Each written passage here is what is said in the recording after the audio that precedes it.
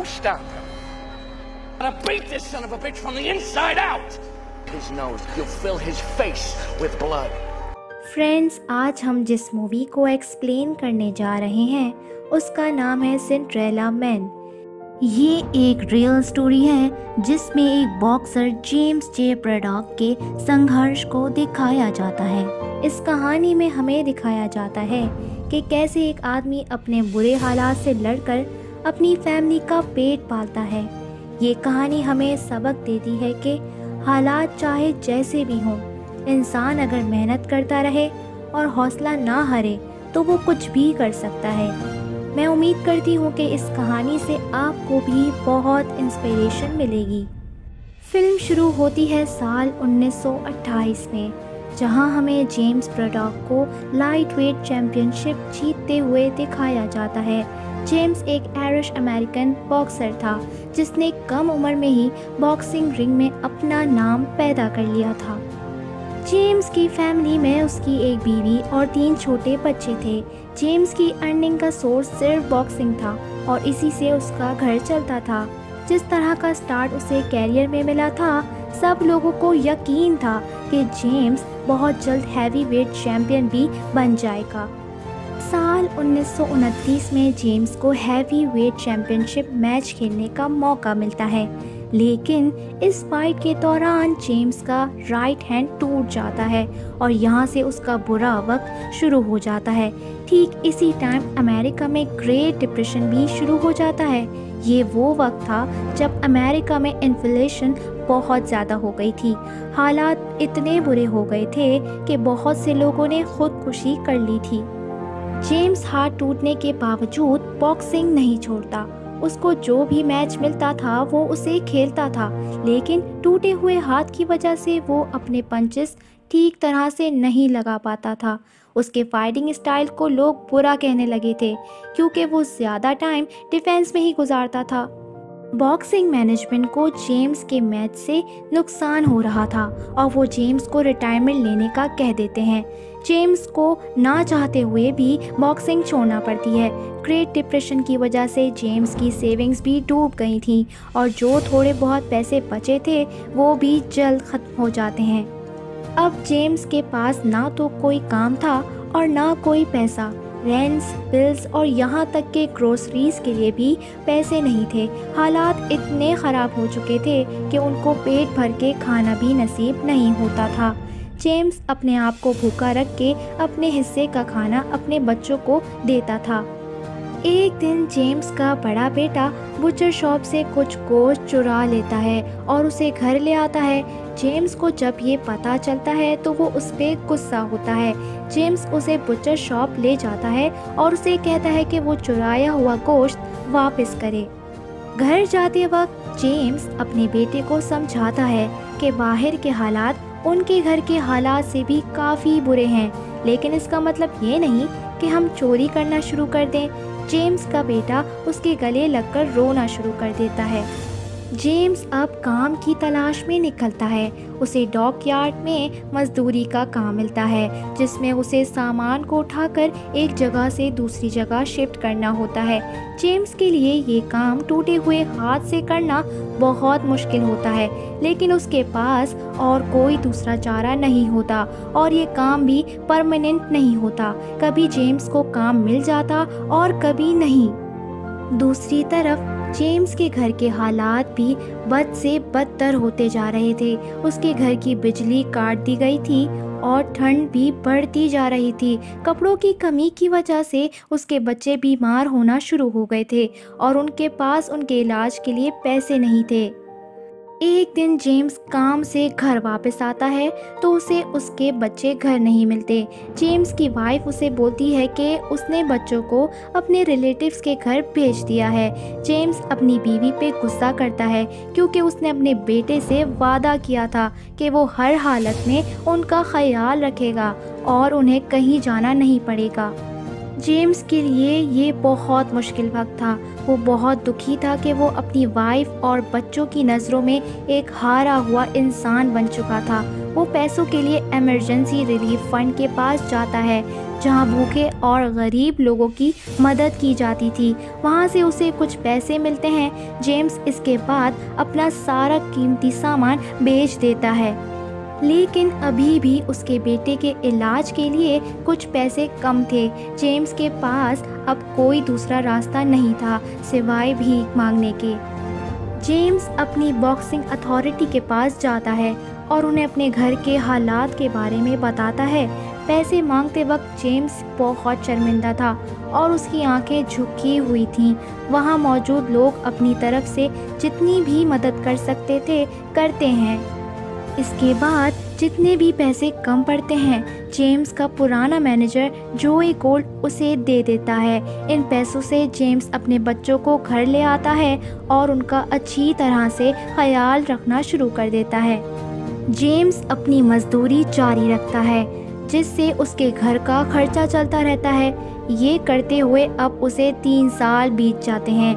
1933 में जेम्स का पुराना मैनेजर उसके पास आता है और उसे एक फ़ाइट का ऑफ़र देता है। वो जेम्स को बताता है कि अगर वो ये फ़ाइट जीत गया तो उसे $250 मिलेंगे। जेम्स फ़ाइट के लिए मान जाता है। जेम्स के लिए ये फ़ाइट उसके कैरियर की सबसे अहम फ़ाइट थी, क्योंकि उसे ये फ़ाइट इतने बुरे हालात में बाय चांस मिली थी। जेम्स की ये फ़ाइट वर्ल्ड के second heavyweight contender corn Griffin से थी।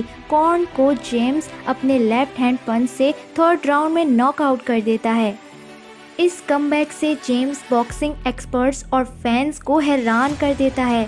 जेम्स का लेफ्ट हैंड मजदूरी करने की वजह से बहुत मजबूत हो चुका था, इसलिए अब वो राइट हैंड के बगैर भी फाइट कर सकता था। जोई इस परफॉर्मेंस को देखकर बॉक्सिंग अथॉरिटी के चेयरमैन को आइडिया देता है कि उन्हें जेम्स को हैवी वेट टूर्नामेंट में शामिल करना चाहिए। जोई चेयरमैन को कन्विंस करता है कि लोगों के लिए जेम्स का कमबैक एक्साइटमेंट पैदा करेगा। चेयरमैन जोई की बात मान जाता है। जोई गोल्ड जेम्स को कुछ पैसे देता है और उसे बोलता है कि वो मजदूरी छोड़ के ट्रेनिंग शुरू करे। जेम्स की वाइफ मे को बॉक्सिंग से अब डर लगने लगा था, क्योंकि इसकी वजह से ही जेम्स का हाथ टूटा था और उसके बाद से उनका बुरा वक्त शुरू हुआ था। मे जेम्स के मैनेजर के घर चली जाती है और उसे खूब सुनाती है। मे को लगता था कि जोई जेम्स को इस्तेमाल कर रहा था, लेकिन जब वो ये देखती है कि जोई ने अपने घर का सारा सामान जेम्स की ट्रेनिंग के लिए बेच दिया था, तो वो खुद को बहुत कोसती है। इसके बाद वो उन दोनों को कभी बॉक्सिंग के लिए नहीं रोकती। जेम्स अपनी ट्रेनिंग में बहुत मेहनत करता है और जी जान लगा देता है। इसमें उसकी वाइफ और फैमिली भी उसको पूरा सपोर्ट करते हैं। हैवी वेट टूर्नामेंट शुरू होता है और जेम्स एक के बाद एक अपनी फाइट्स जीतता चला जाता है। इससे उसको अच्छे खासे पैसे मिलना शुरू हो जाते हैं और एक दिन ऐसा आता है कि वो उसी इमरजेंसी रिलीफ फंड के पास जाता है जहां से उसने अपने बुरे वक्त में पैसे लिए थे। जेम्स उन पैसों को वापस तो करता ही है, साथ ही अपनी तरफ से कुछ और पैसे भी डोनेट कर देता है।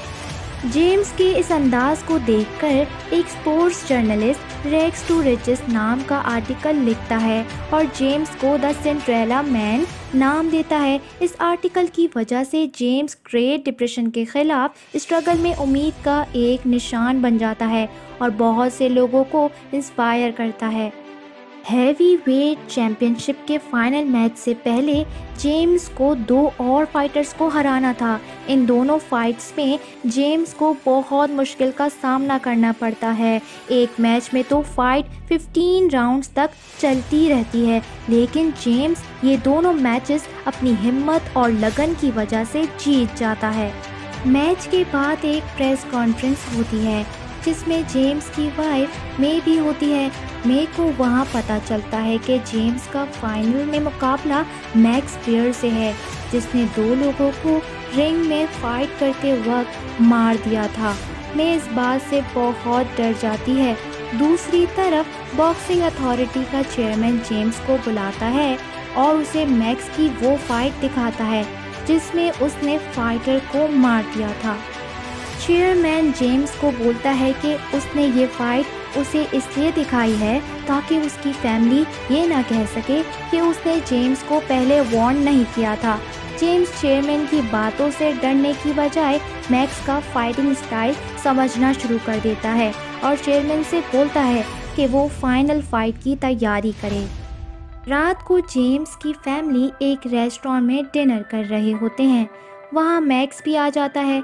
जेम्स मैक्स से मिलने जाता है और वहाँ मैक्स जेम्स को ये फाइट छोड़ने का बोलता है। मैक्स जेम्स की वाइफ को सबके सामने टॉन्ट भी मारता है कि शायद तुम्हारा हस्बैंड इस फाइट के बाद ना बच पाए। मे इस बात से गुस्सा होके उसके ऊपर ड्रिंक फेंक देती है और वहाँ से चली जाती है। मैक्स को लग रहा था कि जेम्स छोटी मोटी फाइट जीत कर किस्मत से फाइनल में पहुँच गया है, लेकिन उसे ये नहीं पता था कि जेम्स के लिए ये फाइट उसके वजूद की फाइट है। फाइनली वो दिन आता है जिसका इंतज़ार पूरे शहर को था। जेम्स जे प्रोडक्ट वर्सेस मैक्स पेयर। न्यू जर्सी का पूरा शहर जेम्स की सपोर्ट में न्यूयॉर्क आता है क्योंकि जेम्स सबके लिए एक उम्मीद था। वो सबके लिए एक इंस्पिरेशन था और उसकी जीत इसी उम्मीद की जीत थी जो जेम्स की ज़िंदगी से सब ने सीखी थी। दूसरी तरफ मैं जो जेम्स के लिए बहुत परेशान थी, प्रे करने के लिए चर्च पहुंचती है। वो इतनी डरी हुई थी कि उसने फैसला किया था कि वो जेम्स की ये फाइट नहीं देखेगी। वहाँ फादर उसे बताते हैं कि चर्च में मौजूद सारे लोग जेम्स के लिए ही प्रे करने आए हैं। 13 जून 1935 मैडिसन स्क्वायर के रिंग में एक हिस्टोरिक मोमेंट था, जहां एक तरफ 26 साला डेडली बॉक्सर मैक्स पेयर था और दूसरी तरफ 29 साल का सिंड्रेला मैन। जेम्स 15 राउंड तक पंचेस खाने के बावजूद खड़ा रहता है। वो रिंग में सब्र और हिम्मत दिखाता है और फाइनली बॉक्सिंग हिस्ट्री का सबसे बड़ा अपसेट होता है। जेम्स मैक्स को चैंपियनशिप में हरा देता है और ये टाइटल अपने नाम कर लेता है। इसी जीत के साथ मूवी तो यहाँ ख़त्म हो जाती है, लेकिन कहानी नहीं। जेम्स जब 2 साल बाद हैवीवेट टाइटल को डिफेंड करने के लिए फाइट करता है तो वो जोई लुइस से हार जाता है। जोई अपनी सारी ज़िंदगी लोगों को यही बताता है कि वो जेम्स जैसे बहादुर फाइटर से आज तक नहीं लड़ा। जेम्स के हाथ अब इस काबिल नहीं रहते कि वो फाइटिंग कर सके, इसलिए वो बॉक्सिंग छोड़कर वर्ल्ड वॉर 2 के दौरान सोल्जर्स को ट्रेन करने का काम करता है। इसके बाद वो उसी डॉकयार्ड की मशीनरी को ख़रीद लेता है जहां वो ग्रेट डिप्रेशन के वक्त मजदूरी करने के लिए जाया करता था। इसके बाद वो पूरी ज़िंदगी इसी काम में बिताता है। हैवीवेट चैंपियनशिप की प्राइज मनी से जेम्स न्यू जर्सी में एक घर खरीदता है जहां वो अपनी फैमिली के साथ रहना शुरू कर देता है।